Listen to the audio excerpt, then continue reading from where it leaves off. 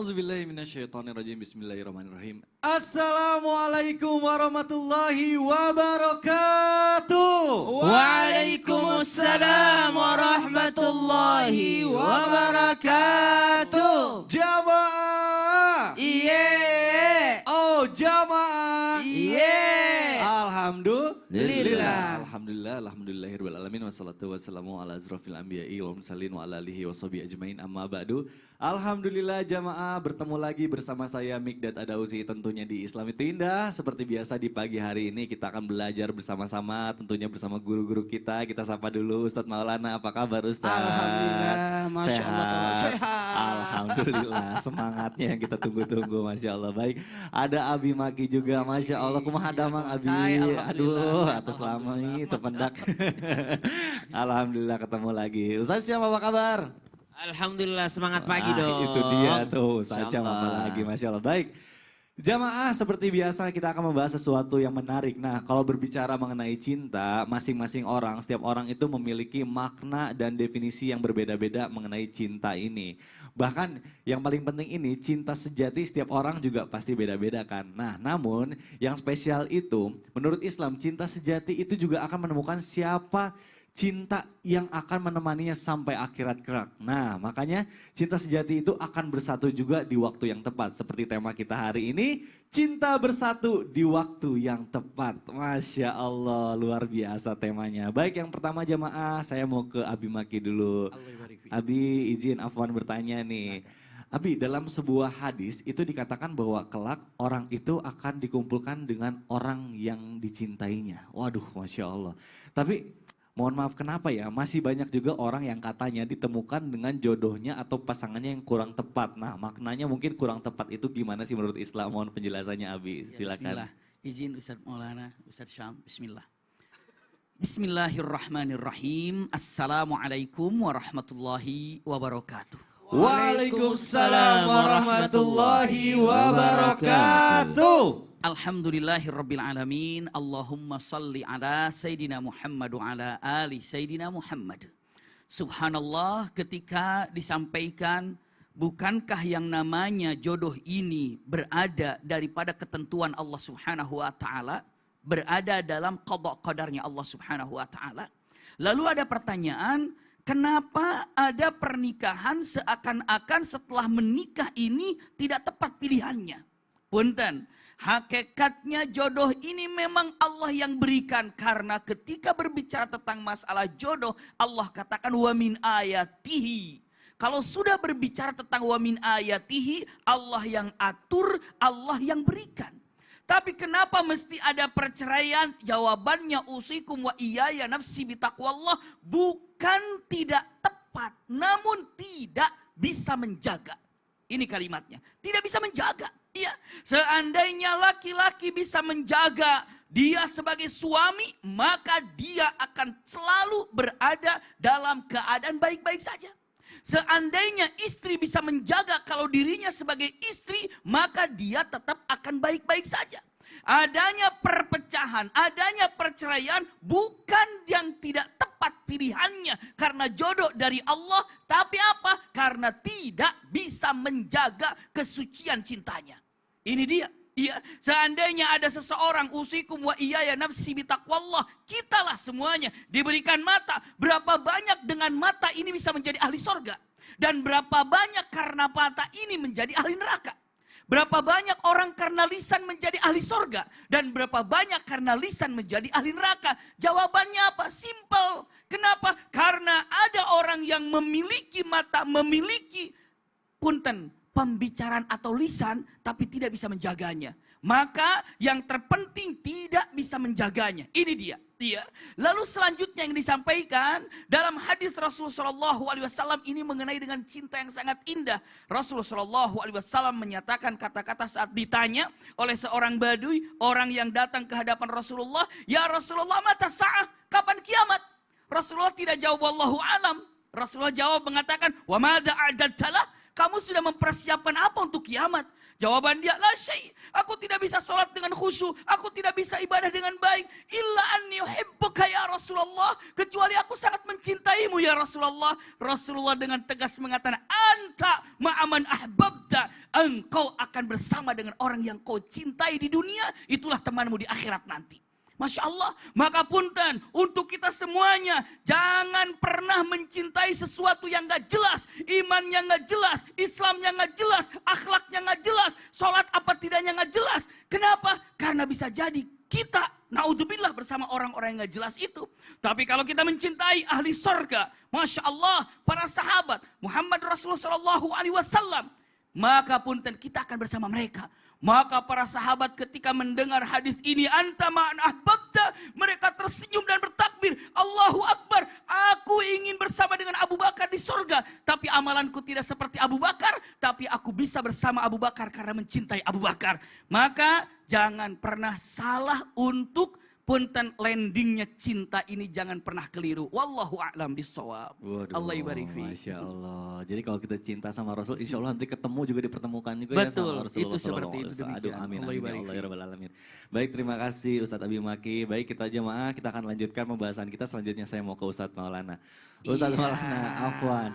Ustadz, jadi apakah benar nih patokan untuk kita menemukan orang yang tepat itu adalah orang yang katanya mampu mencintai dirinya itu mencintai Allah lebih dari dirinya, lalu juga mampu mencintai Rasul lebih dari dirinya. Nah, tapi gimana cara ngelihat itu dari seseorang, kan itu masalah hati, Ustaz Maulana. Mohon penjelasannya.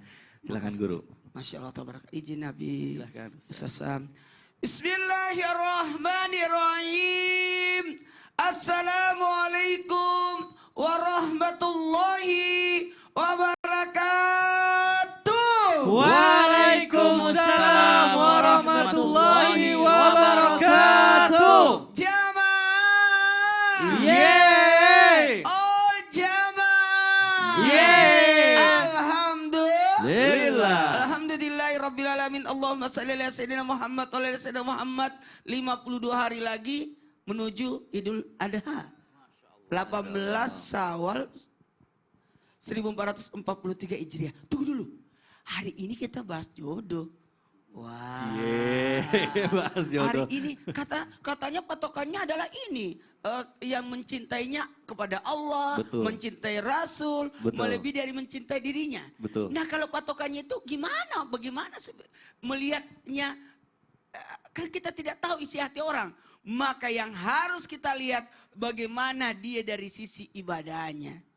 Bagaimana ibadahnya? Kalau Allah saja tidak pernah disepelekan atau sholatnya tepat waktu, ibadahnya Masya Allah. Jadi patokannya kita lihat dari ibadahnya. Bagaimana akhlaknya, serta bagaimana ketaatannya dalam beragama.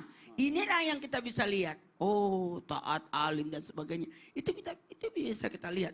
Kalau kepada Allah dia takut, pasti insya Allah dia jaga. Dia jaga. Apalagi melihat sebagaimana tanggung jawab serta amanah yang diemban. Ini luar biasanya kepada semua nih. Karena kita tidak tahu kan isi hati orang, tapi kita bisa lihat bagaimana perlakuannya. Makanya bisa aja kita mengambil patokan, oh dari cantiknya, gantengnya, kemudian dari kemapanannya, kemudian daripada mohon maaf dari ibadah. Wah, tapi tunggu dulu. Karena kita kan harus lihat dari ibadahnya. Melihat dari bagaimana tanggung jawabnya. Karena mohon maaf, dalam berumah tangga, dalam jodoh itu, kita harus lihat tanggung jawab serta amanah yang diemban. Untuk menatap masa depan. Bukan masa lalu, tapi masa yang akan datang. Dan bagaimana perlakuannya kepada sesama manusia. Bagaimana dia? Bagaimana dia kalau dengan istrinya nanti ya? Dengan suaminya. Lihat bagaimana perlakuannya kepada ibunya. Bagaimana perlakuannya kepada ayahnya kalau dia wanita. Bagaimana perlakuannya kepada ibunya kalau dia laki-laki. Bagaimana dia perlakuannya kepada saudara perempuannya. Bagaimana oh dia baik. Oh kalau begitu insya Allah itu jadi aman. Jadi patokan seperti itu. Karena kecintaan kepada Allah itu dilihat daripada perlakuannya terhadap kehidupannya. Makanya mohon maaf tanpa menggurui, Mudah-mudahan ini jadi pembelajaran besar buat kita. Karena hidup itu sesaat, tapi abadi itu di akhirat. Waduh, Masya Allah. Gimana boleh diulangi Ustadz Maulana? Hidup itu di dunia itu Sesaat. sesaat, yang abadi itu di Nah akhirat. itu dia. Jadi percuma ya orang ngomong saya itu cinta sama Allah. Tapi ibadahnya masih kurang. Kalau hanya di mulut saja. Jangan cuma di mulut, Baik, harus baik. dibuktikan. Waduh, Masya Allah itu berarti ya barometernya atau patokannya. Baik jamaah, insya Allah akan kita lanjutkan. Tapi sebelumnya saya mau ajak dulu jamaah untuk nonton dulu tayangan berikut ini. Silahkan. Kisah cinta mereka mendapat perhatian dari pengguna TikTok ketika seorang guru perempuan bertemu dengan anak muridnya. Mereka pertama kali bertemu ketika di rumah sekolah. Pada tahun 2010, ia menjadi seorang guru pada sekolah menengah tepatnya di Bayan Lepas, Pulau Pinang, Malaysia. Guru yang akrab disapa Iza ini kemudian pindah tugas ke sekolah lainnya di Pulau Pinang dan menikah. Namun pernikahannya itu hanya bertahan sampai 2018 dan berakhir dengan perceraian. Amar menerangkan ia juga sempat mencari gurunya itu, sampai akhirnya bertemu melalui akun Facebook dan menghubunginya. Karena mengetahui hal tersebut, Amar semakin berniat serius dengan gurunya itu. Meski jarak usia terpaut 11 tahun, bukan menjadi penghalang bagi guru dan murid ini menikah. Waduh, Masya Allah ini menarik sekali nih videonya nih. Namanya cinta ya, murid sama guru. Itu berarti luar biasa. Ustaz Syam, Afwan, gimana? Iya, siap. Pasti kaget juga ya ngelihat murid sama guru berarti bedanya belasan tahun. Bahkan karena tapi kan ini wanitanya yang lebih tua gitu ya. Jadi emang unik banget ya. Unik Cara banget. Allah mempertemukan tuh unik Nah ya. itu dia Ustaz Syam. Ustaz Syam, Afwan izin bertanya nih. Apakah benar dalam pandangan Islam bahwa cinta itu datang dan bersatu karena diawali rasa nyaman dan tenang nih. Dan ada beberapa tingkatan cinta katanya. Nah ini mohon penjelasannya nih Ustaz Syam. Silakan. Bismillahirrahmanirrahim. Tabi guruku, Abi, Ustaz Maulana, Mas Mikdad, serta guru-guru kami yang dimuliakan Allah Subhanahu wa taala. Alhamdulillahi Rabbil Alamin. Wassalatu wassalamu ala ashrafil anbiya'i wal mursalin. Sayyidina Muhammadin wa ala alihi wa sahbihi ajma'in. Asbahna wa asbahal mulku lillahi Rabbil Alamin. Subhanaka la ilma lana illa ma 'allamtana innaka antal alimul hakim. Rabbana taqabbal minna innaka antas sami'ul alim wa tub 'alaina innaka antat tawwabur rahim. Amin amin amin ya rabbal alamin. Jamaah Islam itu indah yang dimuliakan Allah Subhanahu wa taala. Kalau berbicara tentang rasa tenang dan rasa nyaman, maka Imam Al-Ghazali pernah menyampaikan bahwasanya setiap hal yang ketika bertemu dengannya atau setiap hal ketika menemukannya ada perasaan nyaman dan tenang, maka ia akan menimbulkan cinta atau ia akan dicintai. Begitupun sebaliknya, setiap hal yang ketika menemukannya merasa tersakiti dan merasa bingung, maka ia akan menjadi sesuatu yang tidak disukai ataupun dibenci. Ini sangat sesuai dengan ayat Allah Subhanahu wa taala dalam Al-Qur'an, ba'da naqul a'udzubillahi minasyaitonir rajim. وَمِنْ آيَاتِهِ أَنْ خَلَقَ لَكُم مِّنْ أَنفُسِكُمْ أَزْوَاجًا لِتَسْكُنُوا إِلَيْهَا وَجَعَلَ بَيْنَكُم مَّوَدَّةً وَرَحْمَةً إِنَّ فِي ذَلِكَ لَآيَاتٍ لِقَوْمٍ يَتَفَكَّرُونَ. Di mana Allah Subhanahu wa taala ketika berbicara tentang pasangan, maka yang pertama disebutkan bukan cinta, tapi di antara tanda-tanda kekuasaan Allah, Allah menciptakan pasangan dari golongan kalian sendiri, litaskunu, langsung rasa tenang, rasa nyaman, rasa ingin tinggal bersamanya, sakinah, subhanallah. Baru terakhir wa ja'ala bainakum mawaddata warahmah, baru cinta dan kasih sayang yang disebutkan. Namun yang pertama disebutkan adalah ketenangan tadi. Maka kalau dikatakan apakah rasa tenang membuat cinta, maka insya Allah seperti itu. Karena begitulah Allah katakan dalam Al-Quran, begitu pula yang diungkapkan oleh Imam Al-Ghazali. Nah, kalau dikatakan tingkatan cinta, beberapa ulama mendefinisikan cinta ini. Ada yang membeda-bedakan antara cinta yang satu dengan cinta yang lainnya. Seperti misalnya Ibnu Qayyim Al-Jauziyah mengatakan bahwasanya yang pertama cinta yang paling tinggi adalah cinta kepada Allah Subhanahu wa taala. cinta yang membuat kita semakin dekat dengan Allah Subhanahu wa taala. Yang kedua, cinta yang murni adalah cinta kepada kekasih Allah Subhanahu wa taala. Kita pernah dengar seorang sufi wanita Rabi'atul Adawiyah begitu cintanya kepada Allah, begitu cintanya juga kepada baginda Nabi SAW. Kemudian tingkatan yang ketiga, syauk, yakni cinta kepada sesama muslim yang ada kekerabatan dengannya, masih ada ikatan darah dengannya. Kemudian cinta kepada syababah atau yaitu cinta sababah, yaitu rasa cinta antar sesama muslim karena akidahnya.